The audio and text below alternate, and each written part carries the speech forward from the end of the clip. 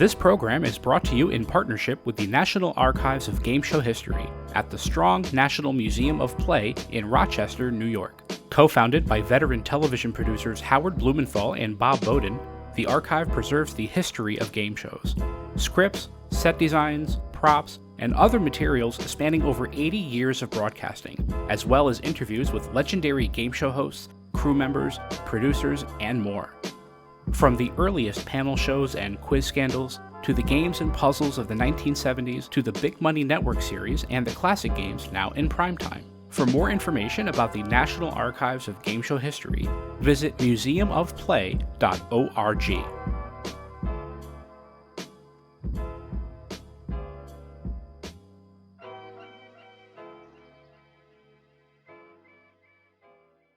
Tell us about yourself, would you? Tell us something about you. For any new viewers, won't you tell us again about yourself? We've met before, but let's meet again. Tell us about yourself. What else can you tell us about yourself? Perhaps you'd fill us in again and tell us about yourself.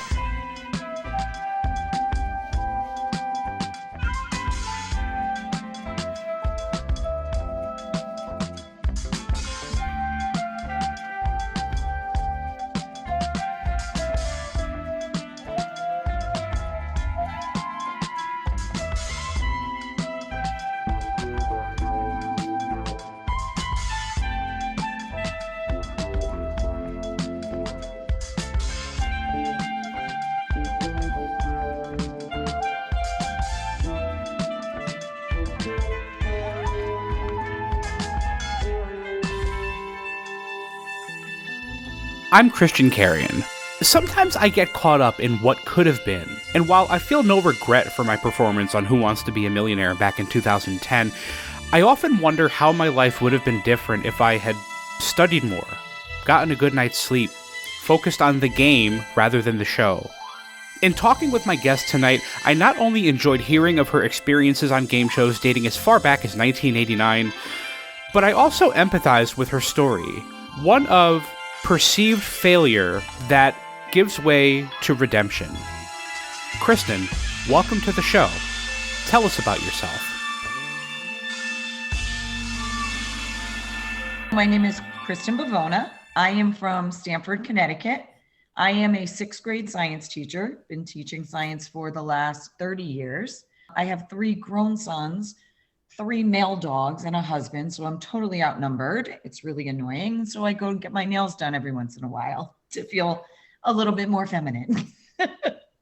I've been on, to start, I was on remote control way back in the day when I was in college, and then I took a little bit of a break, didn't really get back into the game show thing until later, and then jumped back in when I did Pyramid Reboot. And then I did Wheel of Fortune after that.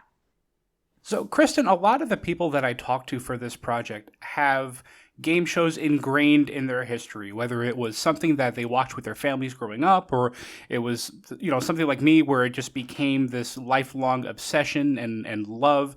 Where did game shows fit in for you growing up before you became a contestant? I mean, to be honest, so I was on Wonderama when I was like 6 years old, and I have like very, like vague memories of it. I feel like it was like one of the first game shows ever. My mom brought me to be on this. And then I remember being home, like if I was sick or whatever, and always watching specifically The Price is Right, and was obsessed with it, even as very young. So, then as it went on, just more and more game shows would be on, and I just would always gravitate towards watching them. And then we started like playing them as a family, but I never really realized that I had like a thing for them until I was in college, and Remote Control, which was the MTV game show that at the time was, huge, and I loved it and watched it, whatever. They came to my college and they were recruiting. And then it became like I had to get on the show. My competitive nature, I was like, I need to get on the show. Auditioned, wound up getting on. And then always just kind of watched the Jeopardy, Wheel of Fortune, 7:30 spots at home. And then a friend of mine reached out like through Facebook and said that they were doing this reboot of $100,000 Pyramid. And well, for me, it was $25,000 Pyramid, but now it was $100,000 Pyramid. But I blindly applied because I just, go for things. And like, what do you have to lose? And, it was the first reboot and it was new and they picked me.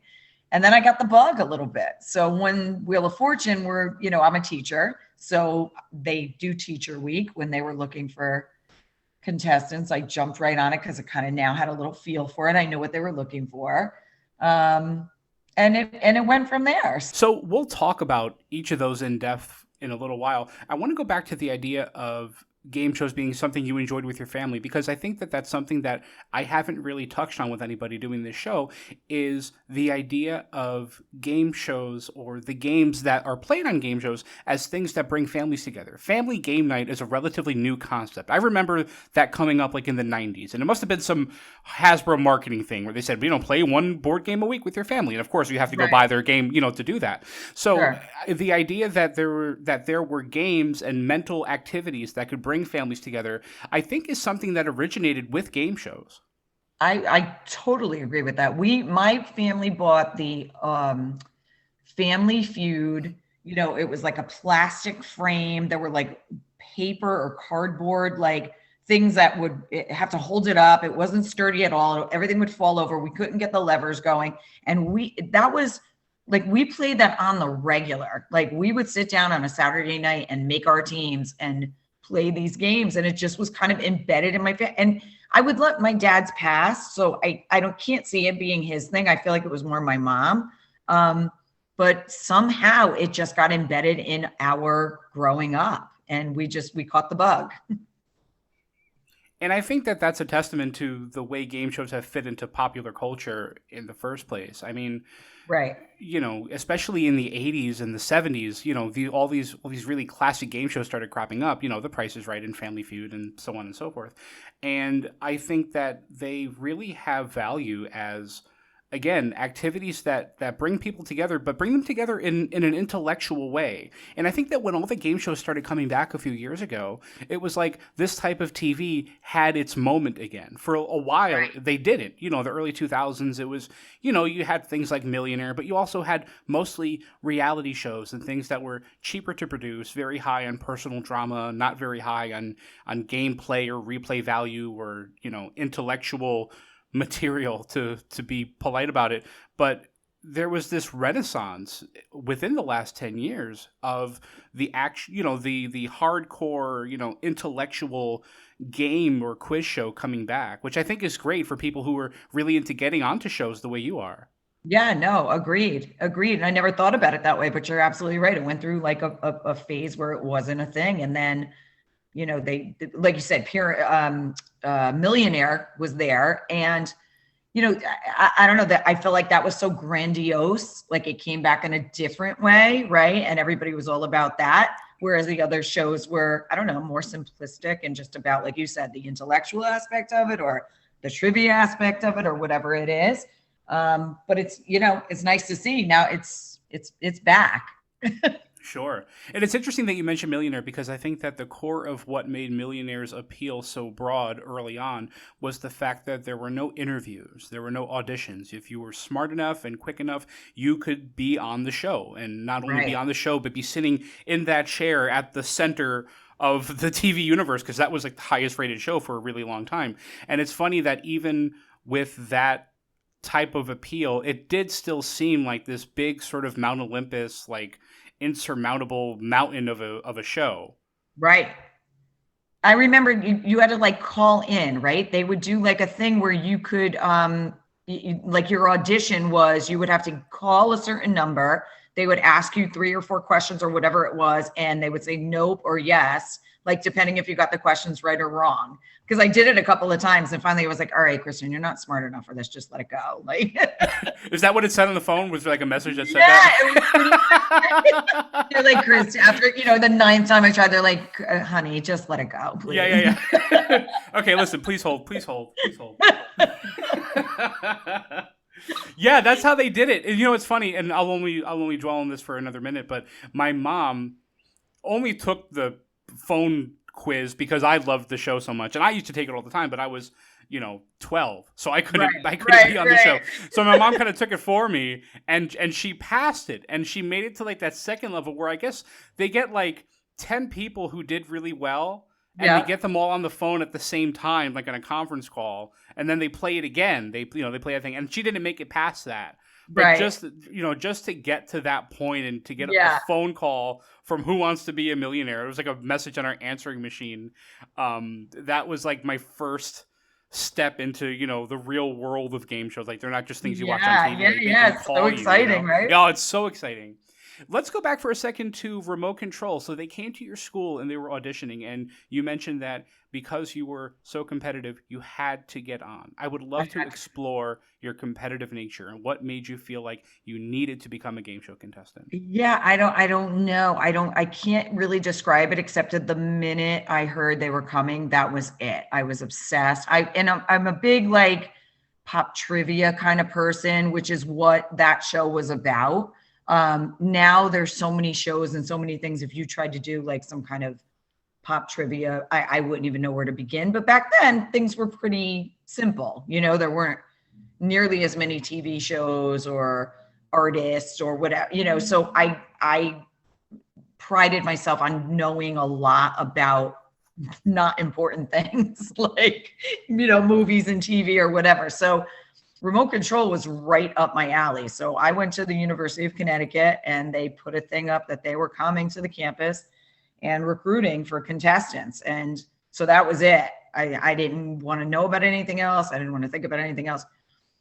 So, they brought us into like a room. It was, a bunch of tables because obviously a lot of people wanted to audition for this. And they literally gave us a handwritten test. Like paper and pencil. They would ask us questions. We had to write out our answers. I want to say there was like, 20 to 30 things. We handed them in. We had to sit there while they graded them. And then the top whatever people moved to the next round. And so I made it through that. And a bunch of like my friends and roommates and stuff didn't. So they left. They went back. We played the game, we acted like we were playing the game. They gave us questions there. And then I made it past that. And then the last round was, so how do you stand out? And so I knew, it was very on the spot. Like, so I had to perform and I don't know, instinctually kicked in. I tried to come up with anything I could. It's so cheesy now when I think about it. I don't know why they picked me. Well, were you a performer? Were you a class clown growing up? Did you have any inclination towards that kind of behavior, or was it the audition that just brought it out of you? Yeah, no, I definitely have always had it in me. I'm never one to, be shy or anything. I'm a teacher, which is performing every single day. And if I didn't, I always said I would try to go into some kind of acting or, comedy or whatever, because I require a lot of attention. It's kind of annoying, but it's just me. It's just who I am. So I was like, okay, here we are. Let me, put on a show. So. Well, I do a podcast from my house, so I don't know what you're talking about. There you go. Love it. It's great. I don't require attention at all. No, this isn't a microphone in my home. That's all of us, right? That go into game shows. They're not, we're not shy. We're not.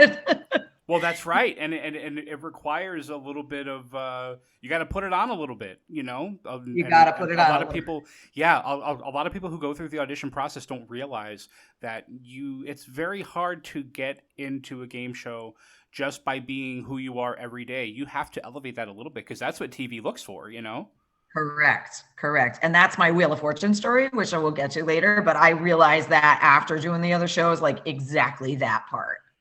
And I also realized we should talk about remote control for a minute, because I think that to a lot of people listening, because remote control hasn't been on in quite a while. It was a really popular show. And looking back on it, it almost had like a Saturday Night Live kind of vibe, where they tried to shoot a game into it, where there were sketches and recurring characters. And yes, Adam Sandler was one of them. Adam Sandler. Colin Quinn. Right. It was an unbelievably popular show. But for anybody who's unfamiliar, it's pretty much pop culture trivia, Right. and it's a little silly and it's a little fun. Yep. And at the end of the round, I have vague memories, and I know how it works now. But one of my first TV memories is somebody getting sucked into the wall behind them.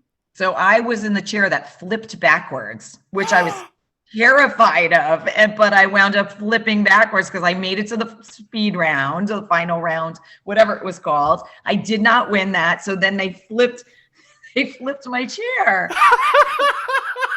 So they took the chair and they just flipped, and you just like literally I flipped backwards, and you see my I'm 5'2", so you see like just my little feet like flapping in the wind as they like flip me back into the wall. That's amazing. That had to have been so fun.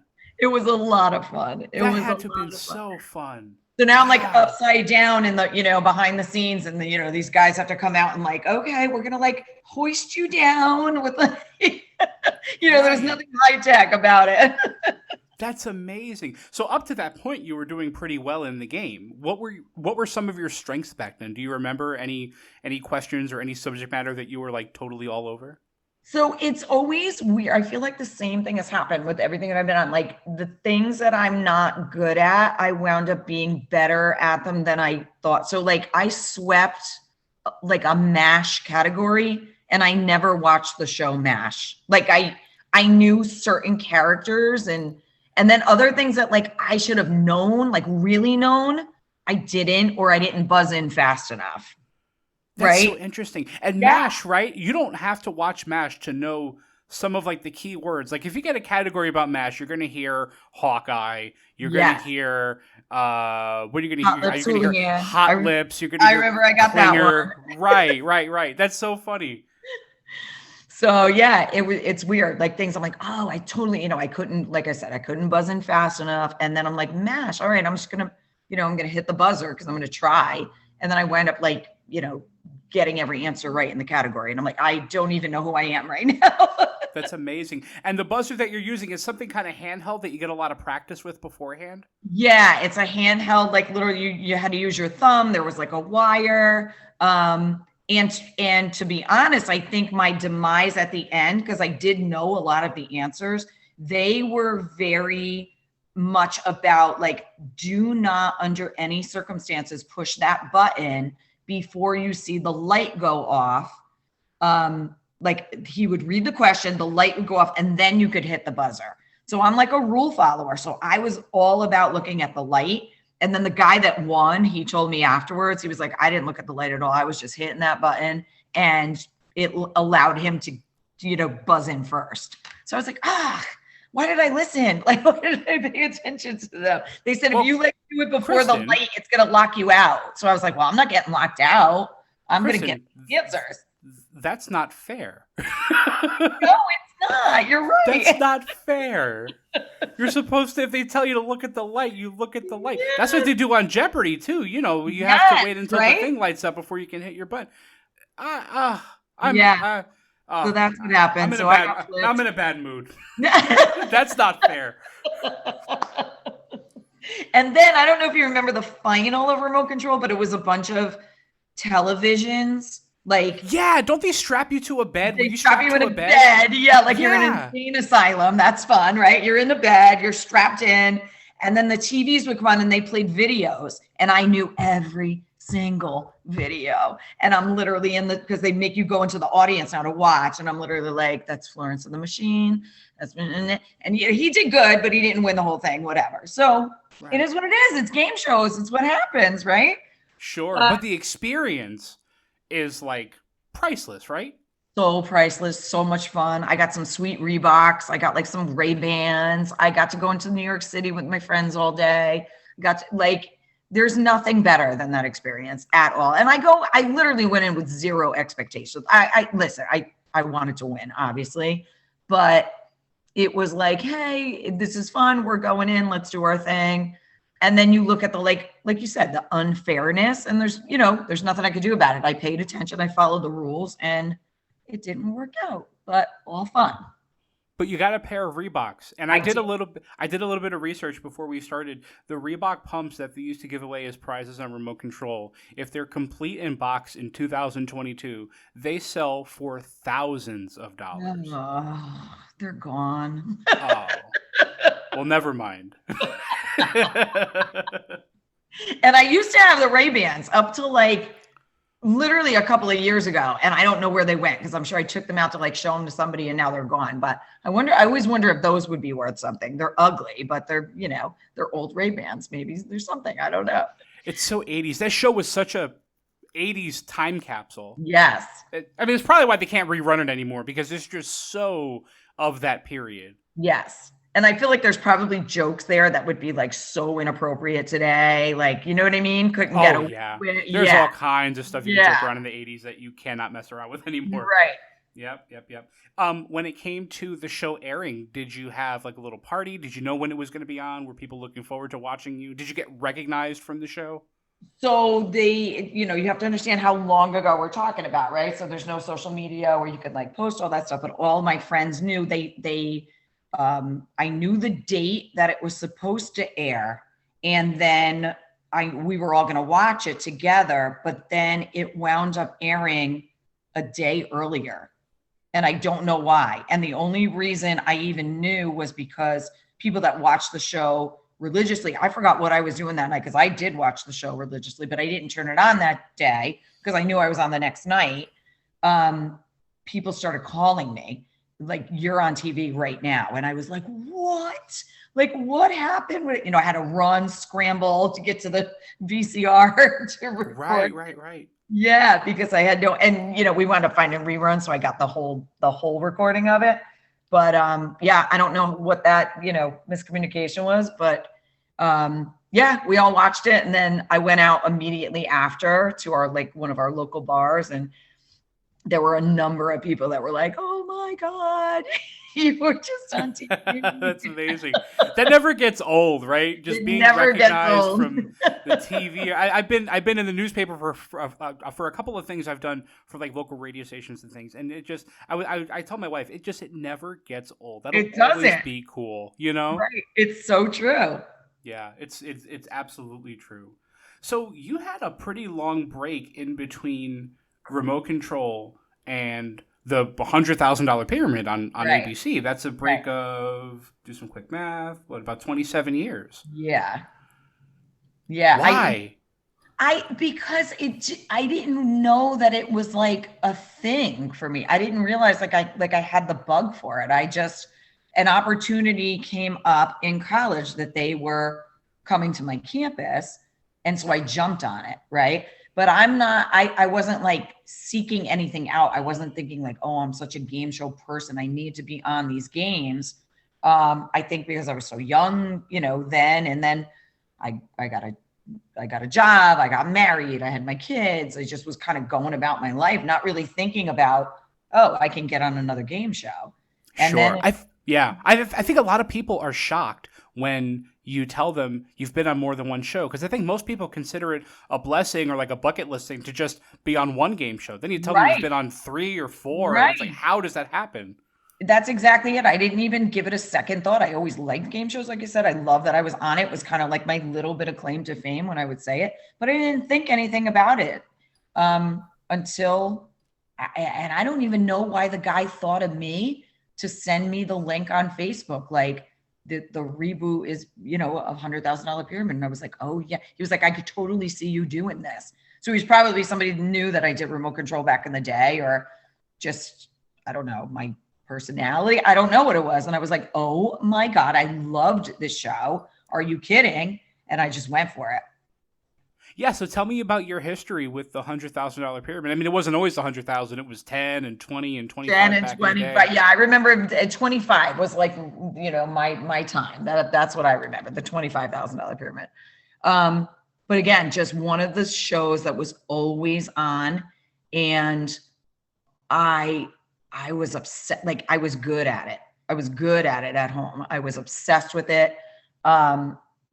I can't explain it. There's something about like coming up with clues like that I thought was how genius, like you have to be so spot on. And when you're in the regular game of pyramid, everything you can use your hands and right. And that's my world. I'm very animated.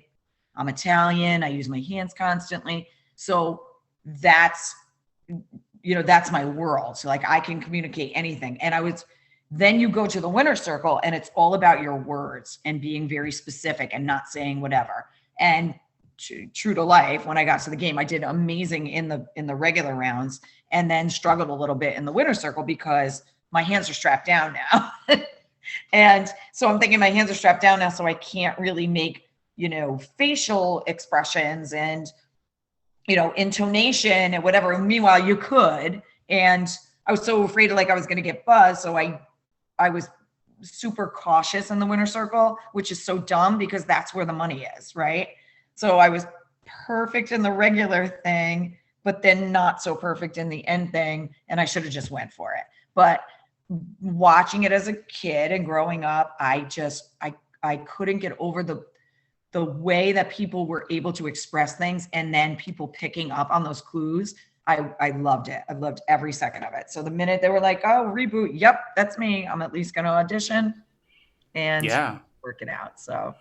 Well, Pyramid is that's the ultimate word communication game. Mm-hmm. It's so different than any other show like that. I mean, it was kind of like Password, but Password is very restrictive and one-word clues, and you couldn't, give any facial expressions. You couldn't move your hands or anything like that. Right. Pyramid, and I talked about this with somebody else too the other day. Pyramid is more of a sport than a game show.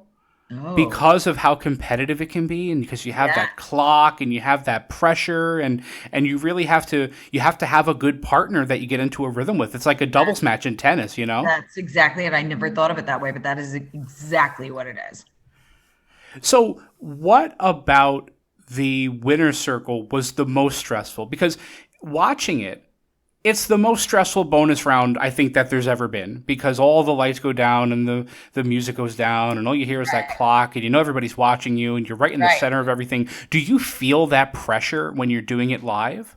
Yeah, I definitely did, but I also went in really confident because, like I said, I was good. I'm good at the game. So I went in just do your thing, and then the minute I slipped up, then I felt it, obviously, right? So I realized I wasn't going to win the whole thing. So then I was like, okay, then I started to feel it. You could kind of feel the air in the room, people were up, you know what I mean? The audience wants people to win so badly, and you can kind of feel that, or maybe I was just feeling it myself. I don't know. But that was the only time I felt the real pressure, because during the regular game, I was just like, I got this. My confidence level was through the roof, let's do it. But yeah, you strap my hands down and we're in a different ball game. Right. And for an Italian, that's like bounding and gagging you. How will you say anything? My mother is Italian and Czechoslovakian, and I have an uncle who comes from Kentucky with a handlebar mustache and so anything from Italian. Then he would be in our house for holidays or whatever, and I would start talking, and he would grab my hands and hold them down and say, now finish the story. And I was like, I can't. I'm Italian. See, he was just practicing you. He knew you would be on the $100,000 pyramid in the year 2016. Exactly. He was just getting you ready. Yes. Well, speaking of getting ready, I wonder how you prepared for that. How did you get yourself in that frame of mind? Again, this is over a 2-decade break from playing a game on TV, and this is a much different game than remote control. What was your practice regimen like, if you had one? So I did a lot of Heads Up, the app. Mm-hmm. Yep, because right. and only could use words. You couldn't act it out. And then I got the board game.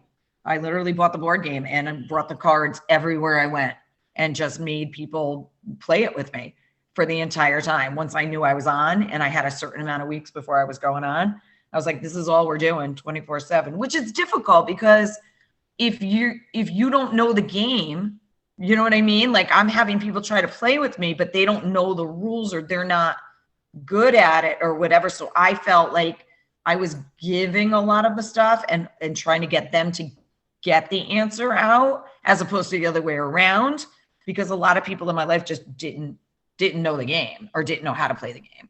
So when I really needed somebody, I would have to call my sisters because we grew up on the game. Sure. Again, that rhythm is like so important. Yeah. Did you have any particular strategy going into playing the game other than what you learned from playing the board game and playing the cards wherever you went? Was there any advice or any strategy that you were given going into the actual show?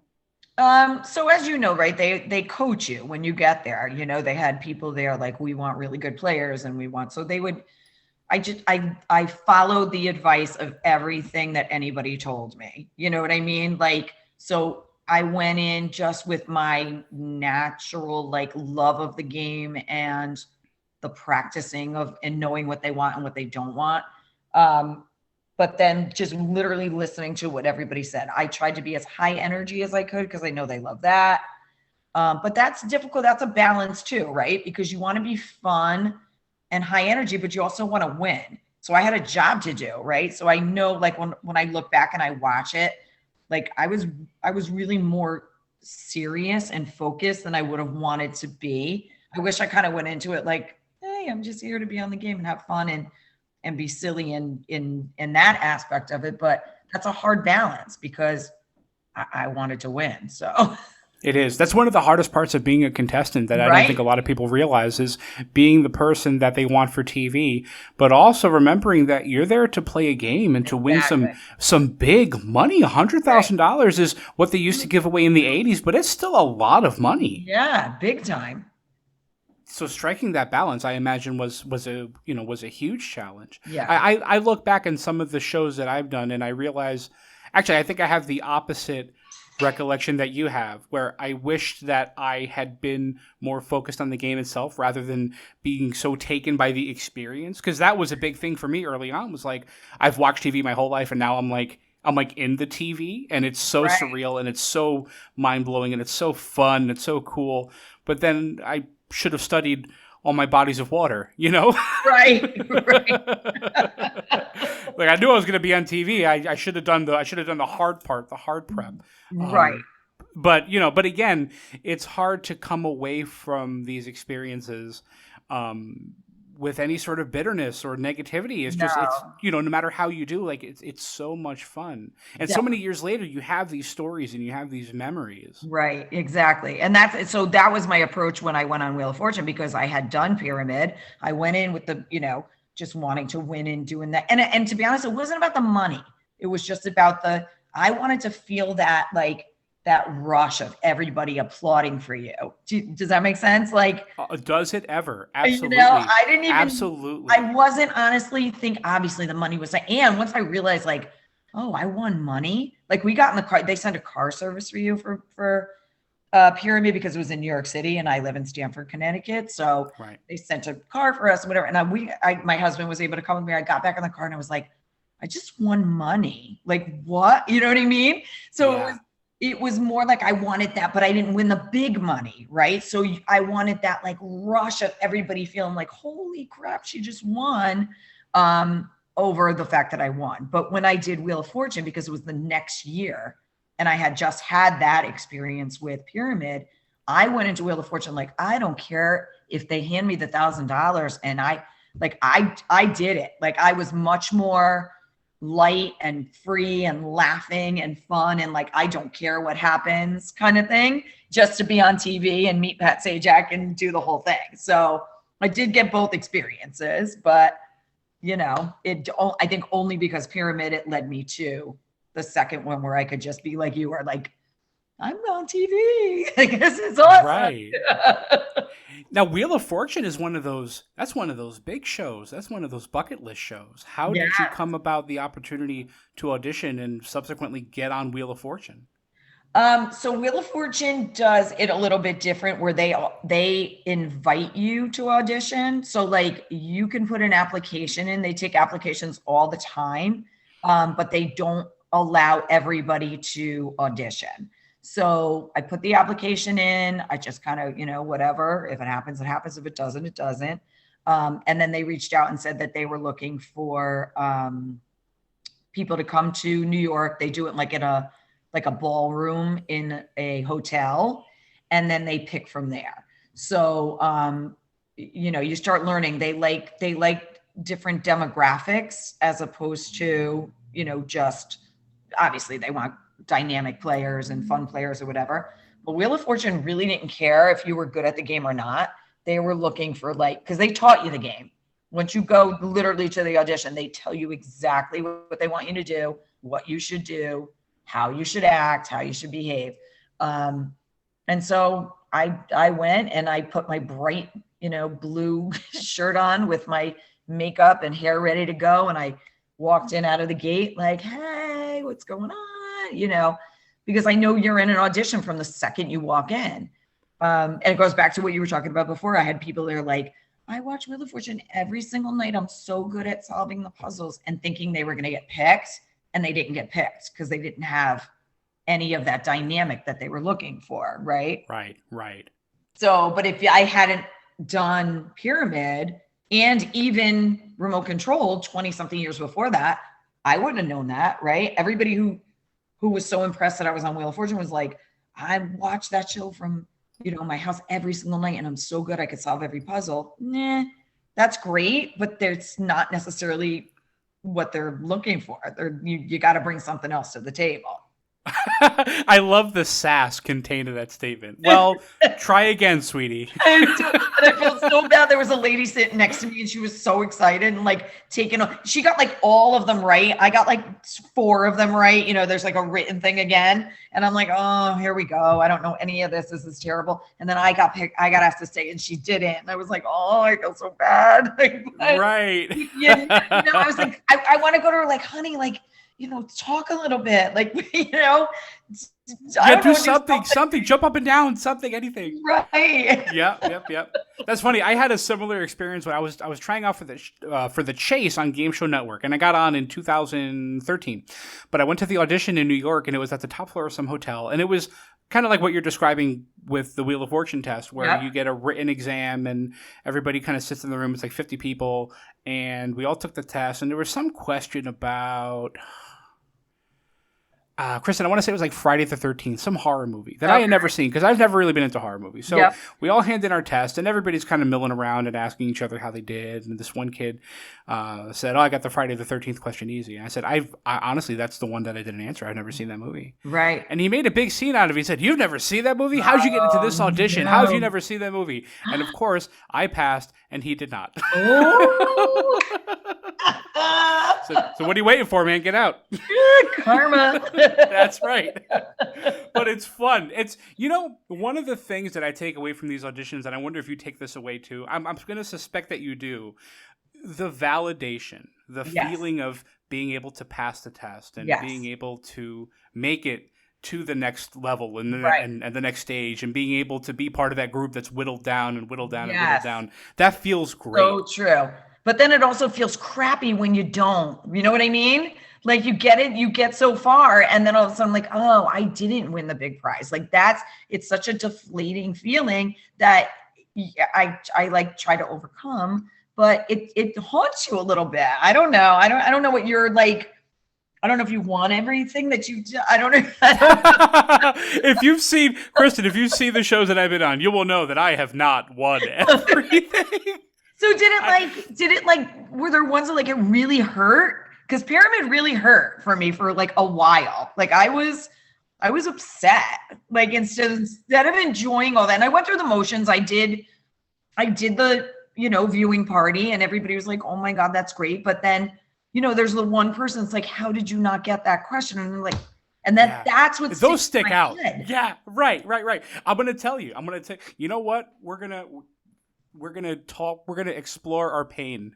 Okay. Yes, please. So I was on Who Wants to Be a Millionaire in 2010. Okay. And that's a show that I had dreamed about getting on this show. When I was in 7th grade, we used to do a journal project in our English class. Every day we'd start by journaling for 10 minutes. And the one prompt one day was like, what do you dream about? What's your dream for yourself in 10 years or 15 years, whatever it was? I drew the set of Who Wants to Be a Millionaire in seventh grade. So I got on the show, and I had tried out for years and years and years. I finally got on, and I sat in the hot seat, and out of the $1 million I could have won, I won 15,000.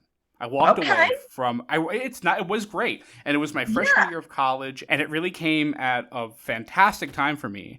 But I know that I was capable of so much more, and I'll remember the question to this day. Oh, no. Taking a cruise from Copenhagen to Stockholm typically requires traveling on what body of water? And it was the Black Sea, the Baltic Sea, the Adriatic Sea, or the Caspian Sea. Oh, it's locked in. It's locked in. It's in there. I'll never forget it. I will never forget it. And I had 30 seconds to answer it. And I just couldn't draw that map in time. I had one lifeline left, and it was a double dip. So if I had used it, I could answer. And if I was wrong, I could take another answer. But that's the only lifeline where if you use it, you can't walk away. Oh. So I already had 15,000. I was going for 25, and I just couldn't do it in time. Yep. And I said, I'm done. I'm done. This is what God wanted for me today. That's it. Yes, absolutely. You know what I mean? Yes. And so it was the Baltic Sea, and we had a big, viewing party, and everybody's really proud and stuff. And we had a game night at my friend's dorm about a month later. My friend was like the RA, so we had like a giant apartment compared to like what a regular dorm would be. So we had a big game night. Yeah. And somebody brought up the Baltic Sea. Oh, no. And I just started sobbing. Oh, I just started sobbing. I said, I have to go. And I just needed a minute because I don't think I ever like properly processed that loss. Yes. Like, again, I was lost. I was kind of lost in the sauce in terms of like I was on the show, and look at me. There's a picture of me like sitting in the chair. Yeah. There's a picture of me like holding the check and stuff, and I never processed that properly. Yep. And I think in that moment I realized like what I could have done compared to what I did. Yep. And I feel completely different about it now. Now, it's water under the bridge, and if it wasn't going to happen, it wasn't going to happen. But right. Yeah, that really it hurt for a little while, and it took a joke at a game night for me to realize how much it hurt. Right. You kind of bury it, and you just go, like you said, you go through the thing, like hey, yeah, that's exactly it. Yeah. I want to hear how you handled the feeling of not making it all the way to the top of the pyramid. How long did that last? What was that feeling like, and how did you overcome it? It lasted a good year. I'm not gonna lie. Like I was sad. And it's so bad, right? Like I don't know if this is the part. Like I almost feel like is there like a group out there for us? Like you're talking to it. There we go. I was like, I don't think anybody would understand if I said this out loud to people. Like. I did something that so many people are like, how do you do this? You went on national TV. Weren't you terrified? Like, and I did so many, like I said, like good things on it, but all I kept harping on were the mistakes that I made. And I mean, it got me for a while. I literally like a full year. And then I think Wheel of Fortune saved me a little bit from it, because I was like, Kristin, you got to let it go, dude. Like and you can tell yourself that all you want, but I don't know, somehow doing this, it was like, okay, now I can go into this differently with zero expectations. So I think here's what it is. I was really good at the game pyramid and then wasn't successful. I'm not really good at Wheel of Fortune stuff. So I had nothing to lose. Like I was just going to go on there and just have fun and be like, whatever.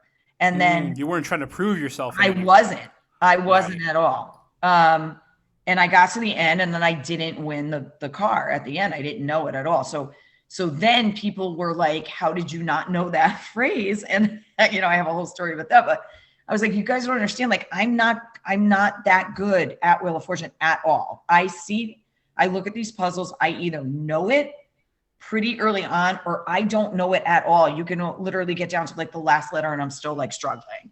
And there's nothing in between. I know it fast or I don't. So I just paid attention to what they told me to do. I got a couple of lucky spins, and then I wound up doing, decent, better than I thought. So that for me was much more of a positive experience, because I went in with zero expectations, like just go and do your thing and laugh and have fun, and then did better than I thought. With Pyramid, I thought, oh, I'm winning this. Like there's nobody better than me at this game, Sure. And it sounds like Wheel of Fortune came at a right time because it almost feels like redemption in a way. It really did. It really did. And if I won the car, obviously it'd be like new levels, even though I don't want the car. That's a whole other nightmare with the car, you know, that whole deal with the tax and all that. Right? I was like, yep. Car, I was like, okay, like zero law. And then they showed me what the puzzle was. And I was like, I literally turned to Pat and I go, you could have gave me 10 minutes. I wouldn't have gotten that. So let's move on. Right. Maybe if everybody leaves the room, you'll get it. Yeah. Like, let's move on. I was not getting it, you know? So I feel like, you know, things worked out in a way where I'm like, okay, I did that. And people now, you know, in my hometown are like, so when's the next game show? What are you going to go for next? I'm like, I'm good. I don't really need to do another one. If something falls in my lap, you know what I mean? Would I say no? Probably not, because it's fun and I love it, but I'm good now. It was fun. I'm old. Like, let's move on. I want to talk about what it was like to meet Pat Sajak, because I had a very surreal experience when I was on The Price is Right. I got to shake hands with Bob Barker, and he was a person to me that only lived in the TV. Where else would I see this person? Where else have I seen this person? So it was like walking into the TV and just being in there. Yep. I would imagine meeting Pat Sajak and being able to talk to him face to face is sort of the same feeling, because he's one of those people that really just lives on TV. Correct. And Vanna, to be honest, like it was. Oh, of course, Vanna. Absolutely. It was awesome to meet. So Teacher Week is the first week of their season. So they tape, I want to say 1, 2, 3. We did 6 shows in the one day that we were there. And then they'll do that for like 2 or 3 days, and then they take a few days off. And that's how they build their season. But for the summer, they take a decent portion of the summer off. So this was the first time they were coming back to the set after being off for the whole summer. So, you know, Pat hadn't seen Vanna, or, you know, not at work anyway. So everybody was just back. So we're standing around the wheel and they're explaining to us the wheel, and we have to feel how heavy the wheel is and, you know, all that stuff. And meanwhile, Vanna comes walking in her sweatpants, no makeup on, she could have very easily just walked right by us. We would have never known. And if we did, nobody would have bothered her. She could have gotten her hair and makeup. Nope. She came right up to us, was so gracious, so sweet, so just, you know, thankful that we were there. It was really adorable. And then Pat joined like a few minutes after that. They're just super nice, down to earth, amazing people that you almost forgot that they're like icons on TV, because it just felt like we were hanging out and talking to, you know, just normal people. I know they're normal people, but they were so amazingly cool and down to earth that all of the kind of starstruck things, for me anyway, I just wanted to hang out and talk to them. I love hearing that. And I also think about how that's probably a good way to soften up the contestants as well. I remember hearing a thing about the Newlywed Game. So when the Newlywed Game first started, the host, his name was Bob Eubanks, the host would not interact with anybody before the show, and they would do the show and he would ask all these risque questions, and the contestants would get really nervous and not very forthcoming with their answers, and that's what makes the game funny, is when they say stuff they're not supposed to. Right. He realized a little while on that if he goes backstage and meets with the contestants and hangs out with them and talks with them and is relatable with them, it makes for a better show, because by the time they hit the camera, they're already acquainted. So there's already that familiarity that he has with them, and he gets better answers, better interactions, better conversation. Yeah. That has to be the same with Pat and Vanna, and, you know, especially a show like that, because they know that people are nervous. That's a show that everybody watches, whether you watch game shows or not. You watch Wheel of Fortune. Right, exactly. No, the vibe was so completely chill and down to earth, very different than Pyramid. I don't know if I can get into that like whole thing or whatever, but very different. And I didn't realize how different. I assumed by doing Pyramid that just was how things went down now, you know what I mean? And so to go to Wheel of Fortune and have them be so chill and so nice and so like whatever, it was very refreshing. And I almost wish I had, no, I guess not, because if I had done Wheel of Fortune first, then Pyramid would have been like much more alarming, because it was not any of that. It was very nerve-wracking and stressful and behind the scenes. Do you know what I mean? I don't know what you mean, but I would love to. Oh, can I talk about it freely? Yeah, you could talk. Absolutely. Yeah, it was stress. It was stress. It was stress. The producer and the makeup and everything was very tense and strict and stressful, and there was a lot of yelling, and there was, the stage was very cold, and you had to be careful because there was a lot of sharp edges, and you can't fall like it. So the stress level behind the scenes you brought onto the set. And I didn't realize that, like I said, until I did Wheel of Fortune. I was like, oh, this is so nice. Everybody's so chill and fun and relaxed. I'm like, have fun out there and do this and don't worry about that. And, and it definitely was not that way with Pyramid. I wonder if that's a difference between a show like Wheel of Fortune that's very comfortable in its spot and settled in and been on for years and years and years, and a show like Pyramid that was on for a long time, but this current version, it was really finding its feet when you were on. It had only been on for a year, maybe less. No, I definitely think that's what it was. I think it was, we're bringing back this iconic show for the first time. And I filmed the second day. So they had 2 contestants or 2 shows they filmed the day before, and I was day 2. So, it was new and it was tight, and they probably learned a lot from day 1. And, they told us, so here's some stuff that happened on day 1. And so to day 2, we're doing this and blah, blah, blah. So yeah, I definitely think that was part of it, but it doesn't make it fun for us. No, I can imagine. Because that should be a positive experience all around. For sure. Right. And so do you think that threw you off your game at all? Do you think that atmosphere had anything to do with achieving what you wanted to? Now in retrospect, and I'm going to tell you the main thing. They put bright red lipstick on my face, and I don't wear makeup to begin with, but I definitely, if I was going to wear lipstick, the last color I would wear is red.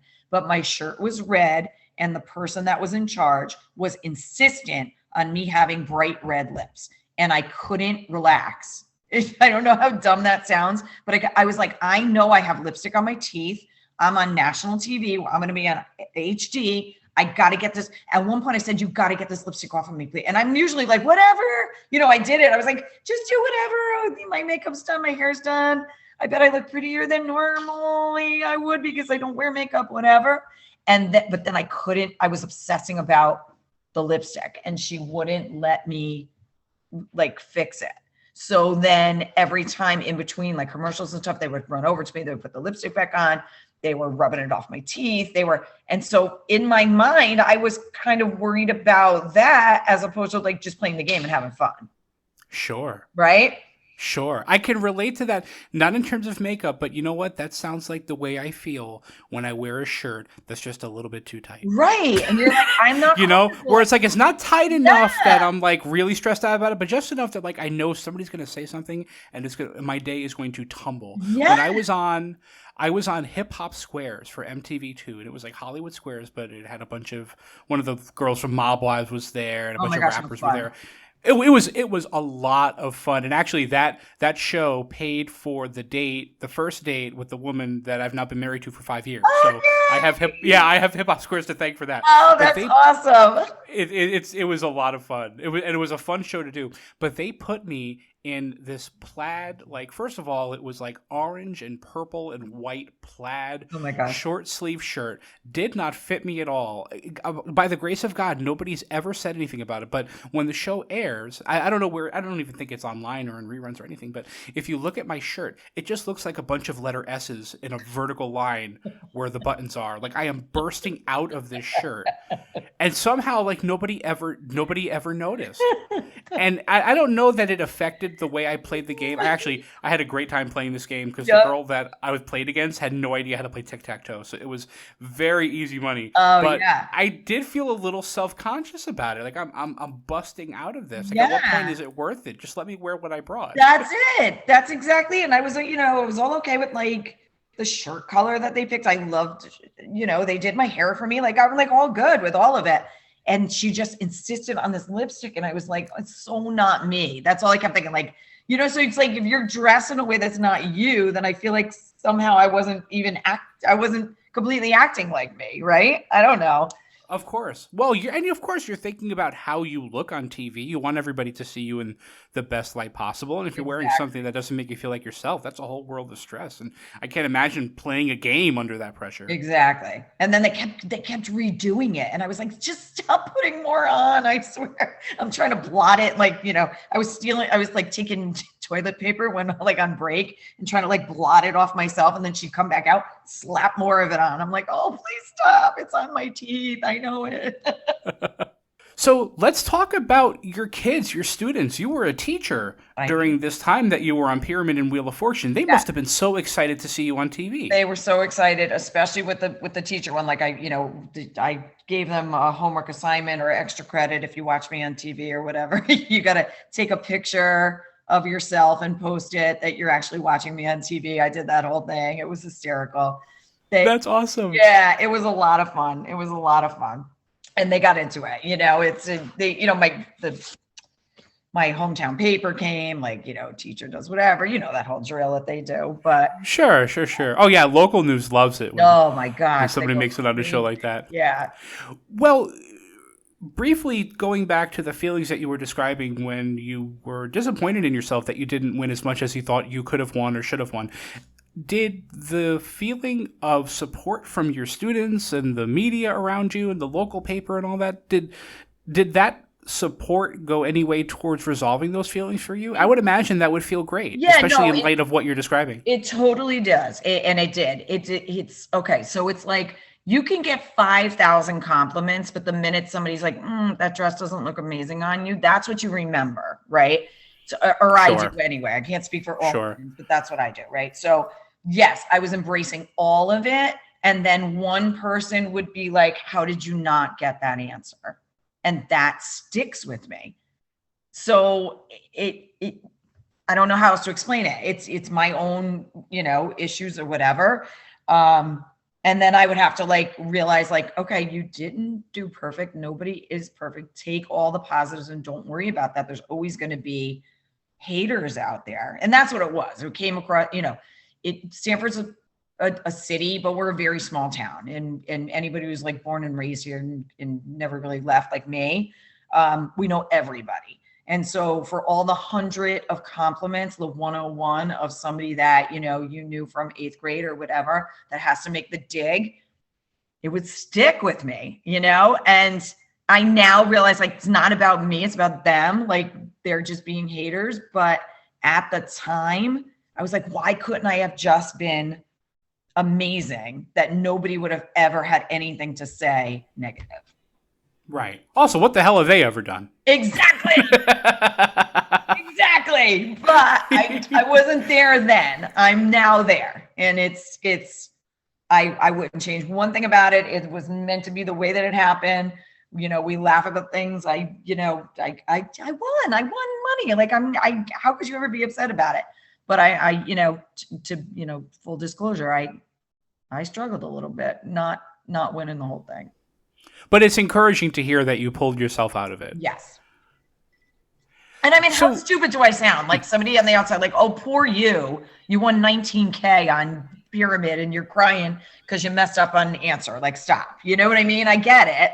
I get how dumb it is. Yeah, that's true. I don't think it sounds dumb, though, because honestly, right, it's all about context. Right. So if you explain the context to that person, that this is a show that you've been watching for years and years and years, and against all odds, it's back, and you're able to play this thing, and, you know, you're thinking of the people that you used to play the game with and all the people that helped you practice, and what you would do with all that money, and in the context of all of that, to fall short of what you know you can achieve, I think is very relatable to a lot of people. Right.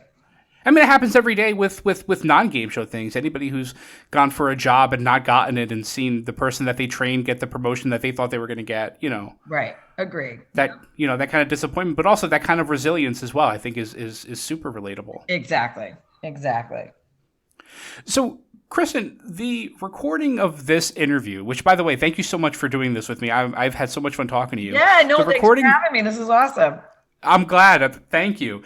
The recording of this interview is going to be included in the National Archive of Game Show History in Rochester, New York. And the exhibit will be opening at some point within the next couple of years, but this project is an attempt to collect the experiences of as many former contestants as possible, because I think that although each contestant has a similar story, they were on a game show, or in your case, more than one, the walk up to those experiences is different for everybody. Everybody has a different reason for wanting to do it, or different background that, that gets them to that point. I would love to know how you feel about being included in this kind of history. I love it. I think it's amazing. I think this is the coolest thing. I didn't even know this was happening until when you sent the email and explained what the deal was. I think it's amazing because there's true game show people out there. Obviously me and you are them. And there's a whole other, a big group out there that's all about it. I think this is really, really cool. I'm excited. Well, I am very appreciative that you took the time to talk to me. I loved learning about your experiences. And from a personal standpoint, I do take something away from the story of disappointment in the face of relative failure, but, bouncing back and even being able to do a show after that. And, getting back into that headspace that lets you succeed in another opportunity, I think is super relatable, and I personally am taking something from that. So that's awesome. Very much appreciative. Yeah, absolutely. Thank you so much.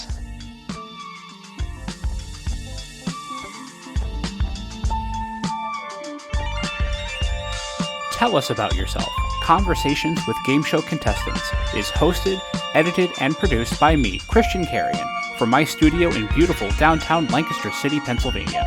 Co-executive producer Corey Anatato. This has been a production of BuzzerBlog, the most popular game show website in the world, in partnership with the National Archives of Game Show History at the Strong Museum of Play in Rochester, New York. For more information, visit museumofplay.org. Thank you so much for listening. I'm Christian Carrion. Good night.